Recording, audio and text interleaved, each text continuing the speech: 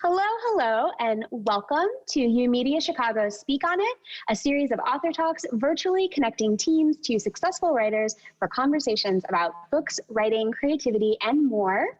I'm Alex, your friendly neighborhood teen librarian, and I'm so excited to welcome our guest today.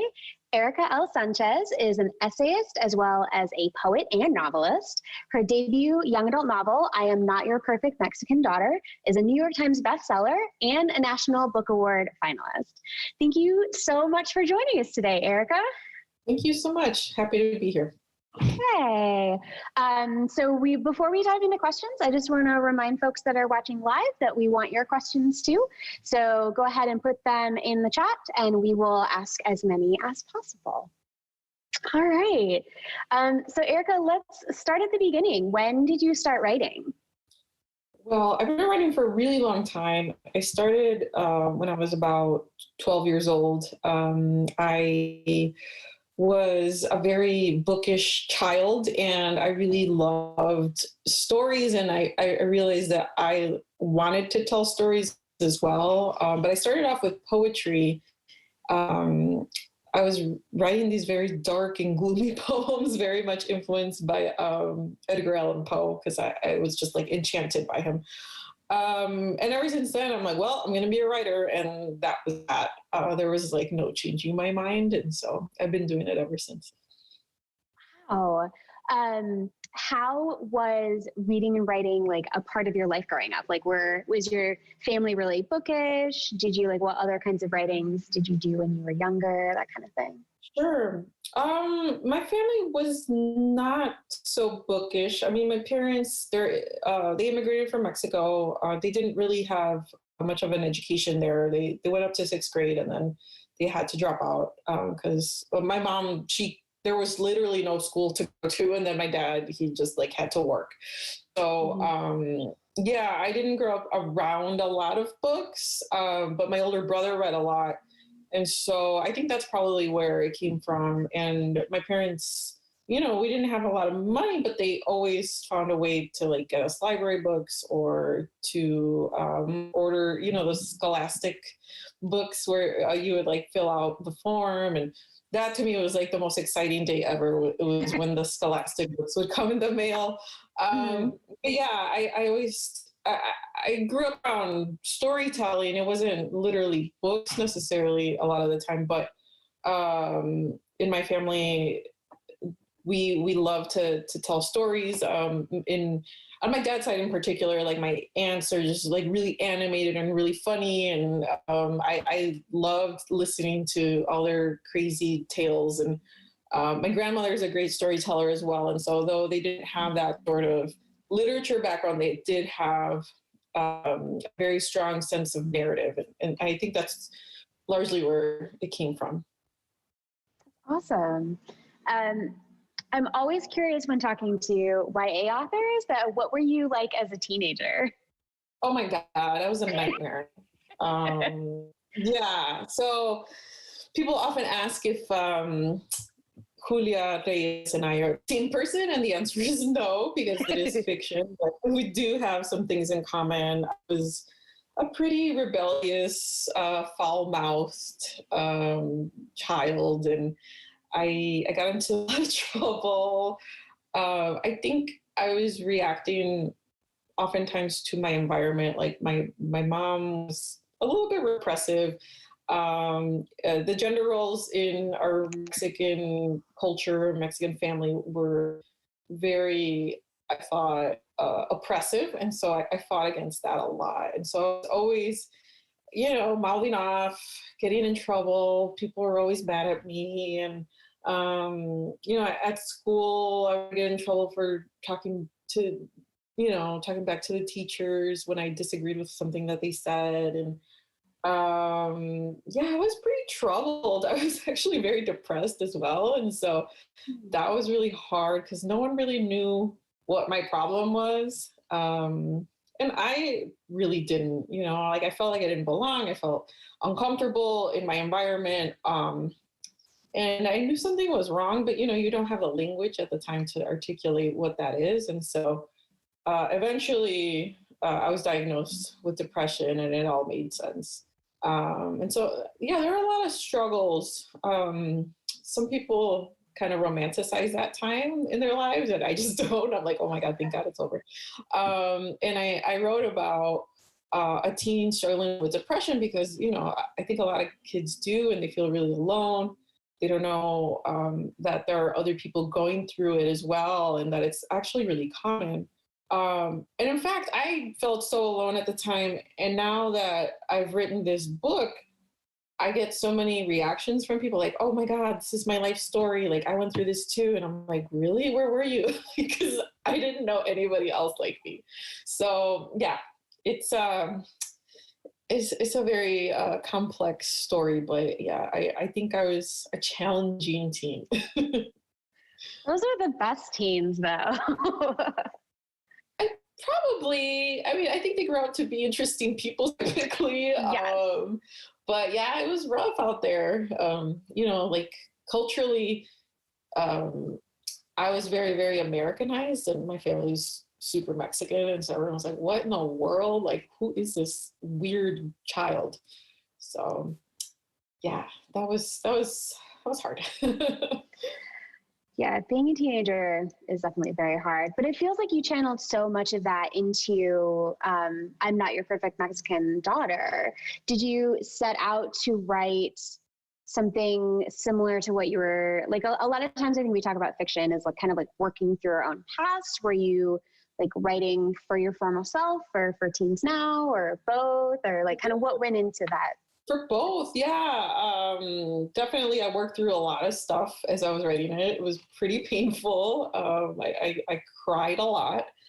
But I also was thinking about teens now, and also the fact that, Latina teens specifically have the highest suicide rates of all their peers. And so it's something that really hasn't gotten any better since I was a teenager. And I felt like I had to tell this story because no one else was telling it, or I didn't know of anyone else telling it. If people were, we just haven't had a lot of our stories like in the mainstream, unfortunately.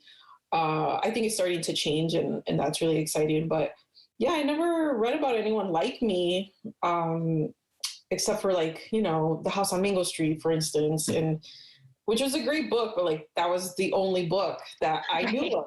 And so when I started writing this book, I felt like I was writing it for, young me, but also all these young girls who are going through similar situations. And not just Mexican girls, but I hope to reach, people like me with the same cultural background, but I also wanted to reach like other girls of color, other girls who have struggled with mental illness, and boys too, like people always ask, like, is this novel appropriate for boys? And it's like, well, why wouldn't it be? That's just so stupid, The idea that there are like girl books and boy books makes me just lose my mind. Like, I know, I hate it so much. I hate it so much. It's like, why shouldn't they care about the experiences of girls? Like I read about boys all the time growing up.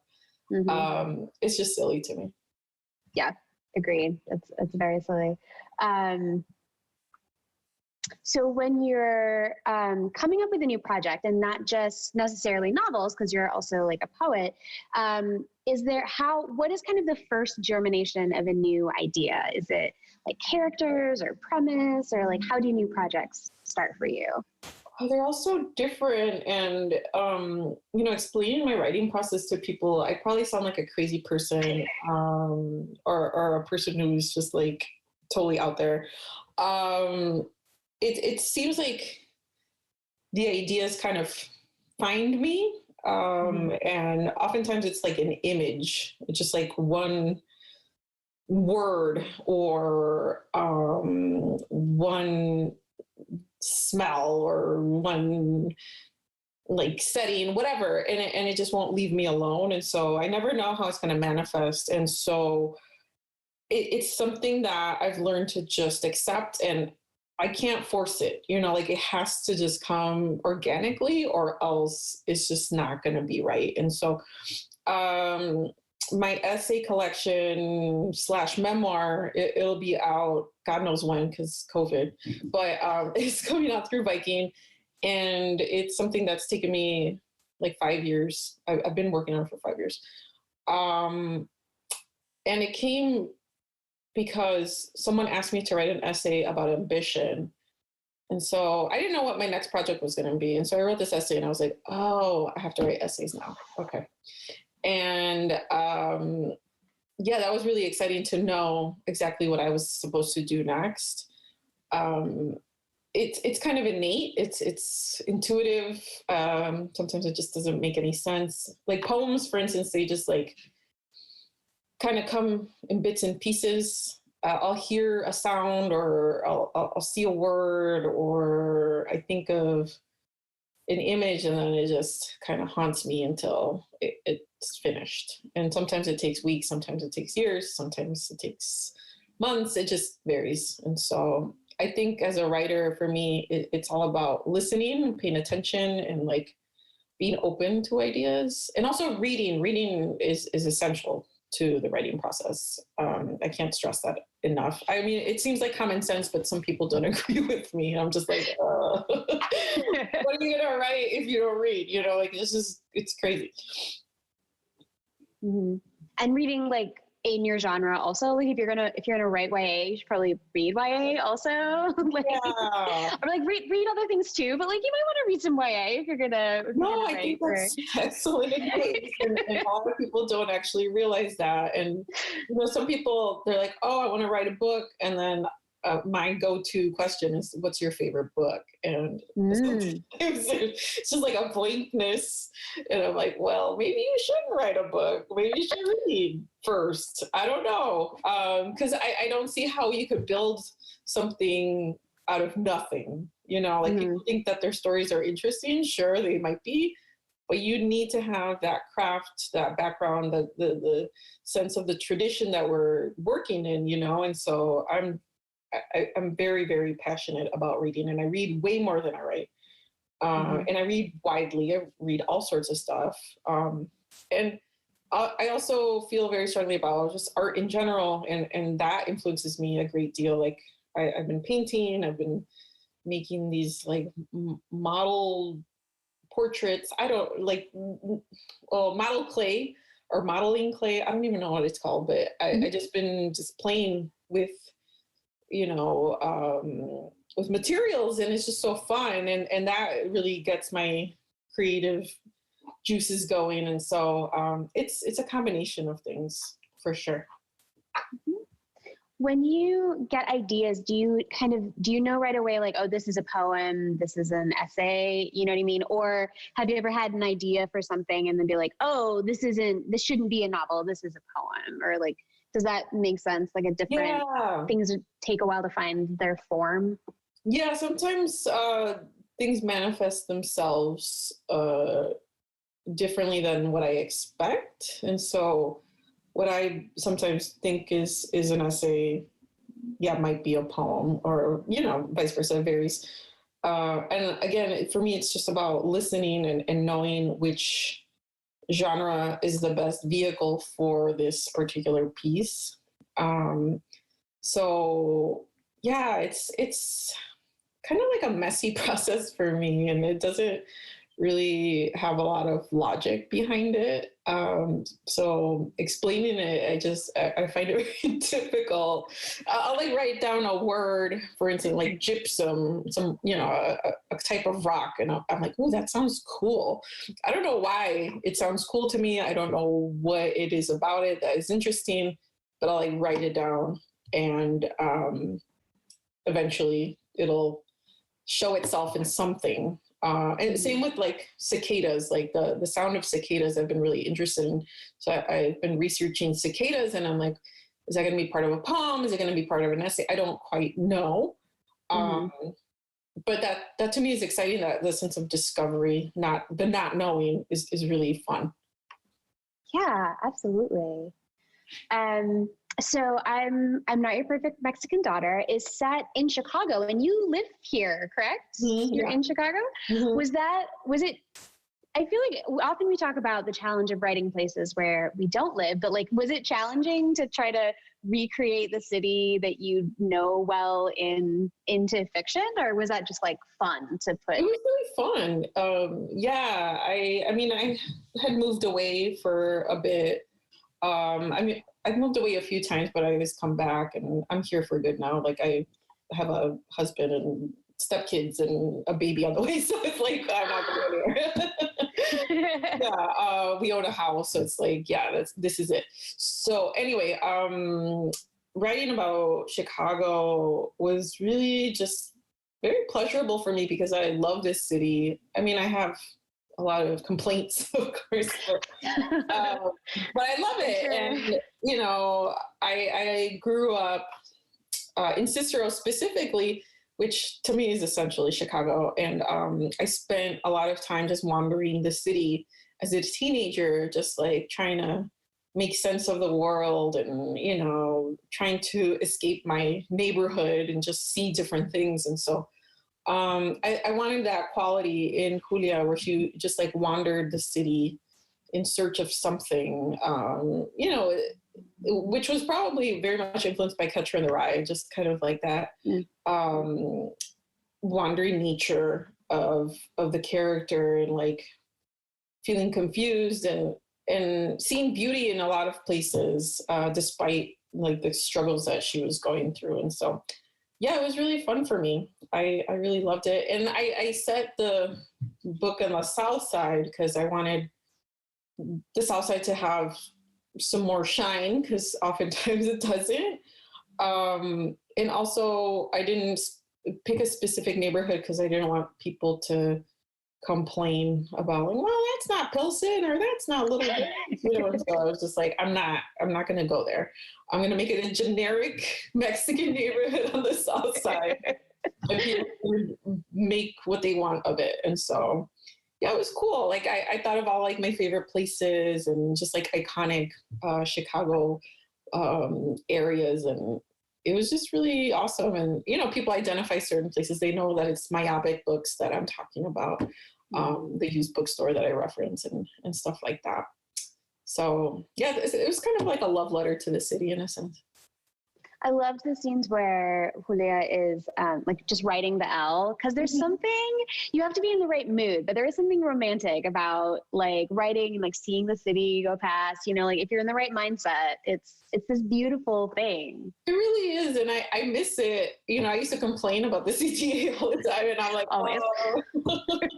I would give anything to just ride the train to work or something, and just like sit and look at the skyline. I you know, assume those days are coming back at some point soon, but yeah, it's kind of sad to just be like in some ways immobilized by this pandemic. Mm-hmm. Yeah. So I saw on your website that you lived in Spain for a while, and I'm curious, what were some of the most unexpected things that you learned when you were living abroad? That was such a fun year. I was such a like wild 22-year-old. Very irresponsible. I mean, I had very little responsibility, so I was just like doing what I wanted, and it was really great. I guess what I learned was that I loved to travel, and I loved meeting new people and going to different places and learning about different cultures. It was like really exhilarating for me. And I had always wanted that as a kid, but like as a kid who grew up poor, that didn't always seem feasible. I was like, how the hell am I going to do this? And then once I got there, I was like, oh my God, I did it. And I knew then that this was a very, very important part of who I was, that I really like to be in new places, and I like to be challenged, and I like to be lost sometimes and just like find my way out. And I also learned that people really hate Americans. Oh. So that was, I mean, I had an idea, but once I got there, I was like, oh boy, you know, it was really embarrassing because it was like during the Iraq War, Bush was in office, and I was like, oh geez.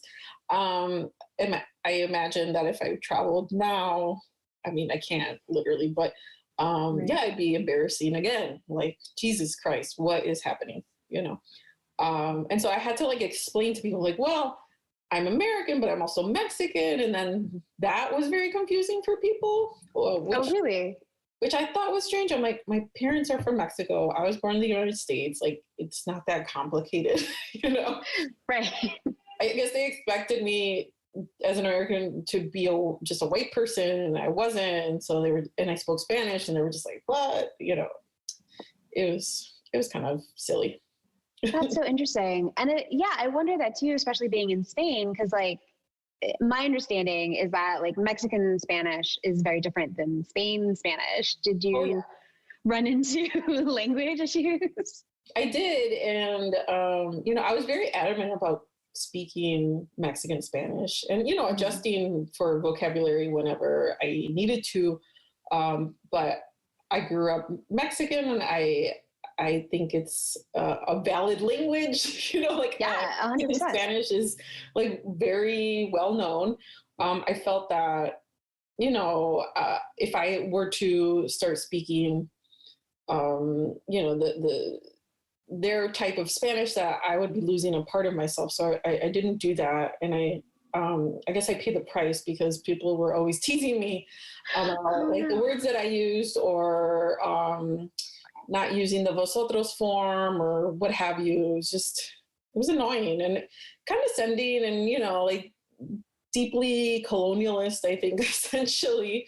But yeah, I was like, no, this is a valid language. I mean, you guys conquered indigenous people like hundreds and hundreds of years ago and like imposed your language upon them. Like, what did you think was going to happen? Like, they created their own form of the language.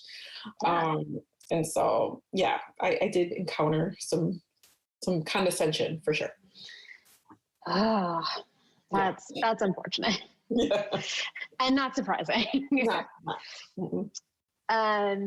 So kind of along those lines, what would you like to see more representation of in YA literature, like for Latinx teenagers specifically, or BIPOC in general? Like what are like things that you're like, I would love to see this in YA books? I'd like to see more queer stories. I think that would be really exciting. There are some, of course, you know, for instance, Aristotle and Dante, beautiful book, love it. But yeah, I feel like we need more of that.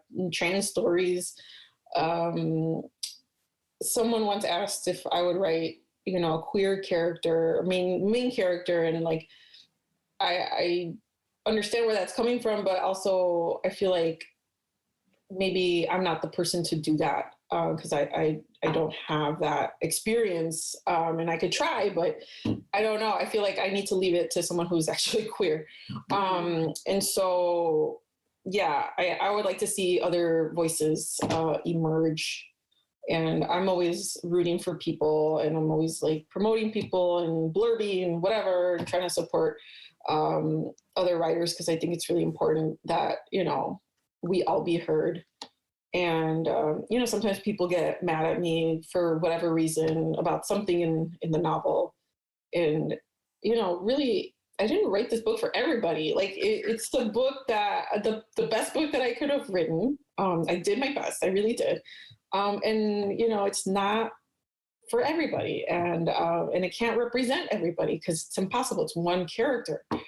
So I wanted to see other types of stories that are Mexican, that are Latinx, that are Black, brown, whatever, because I think, you know, everybody deserves to be seen.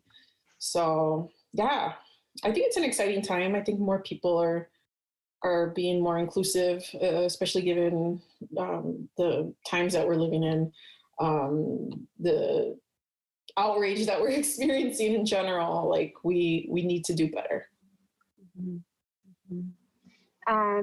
So we've just got a couple minutes left, so I have two more questions for you.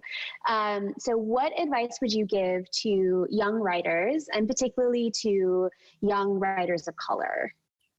Yeah, it's tough out there because oftentimes young writers of color don't have like financial support from their families. Just historically, that's just the way it is. And so, you know, we're often pressured into careers that are lucrative. And I understand that because, I mean, who wants to struggle forever?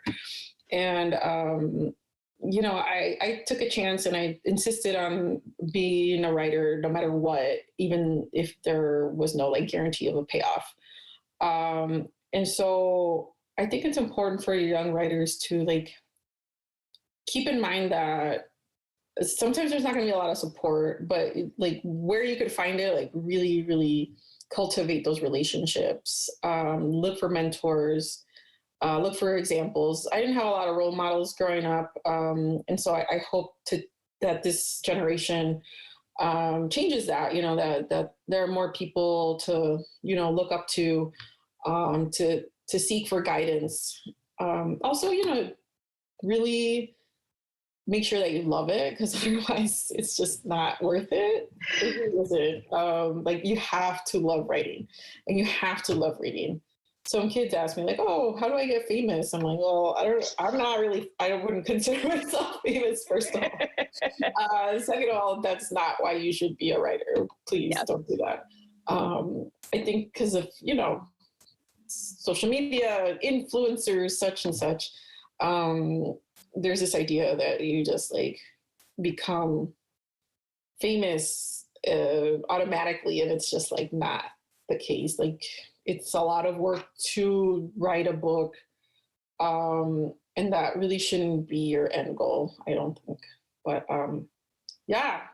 just read a ton. Mm-hmm. And on that line, so my final question, what books are you pumped about right now? Oh man. So I'm reading Ordinary Girls by Hakira Diaz, and it's a memoir. She's Puerto Rican, grew up in Puerto Rico and Miami, and good God, I just can't stop reading it. It's really good. So much happens, and it's pretty devastating, honestly, but I am really enjoying it. I think it's great. There are not a lot of memoirs by Latinas or Latinx people. So it's really exciting to see that. Here's one here. My friend Eduardo Corral, he's a poet, and he just came out with this beautiful book, Guillotine. Stunning, just like one of the best poets, hands down, I've ever read. Like he's just amazing. So I'm teaching these books, which is really fun because I love these books, and so it's going to be a pretty exciting quarter, even if it's through Zoom.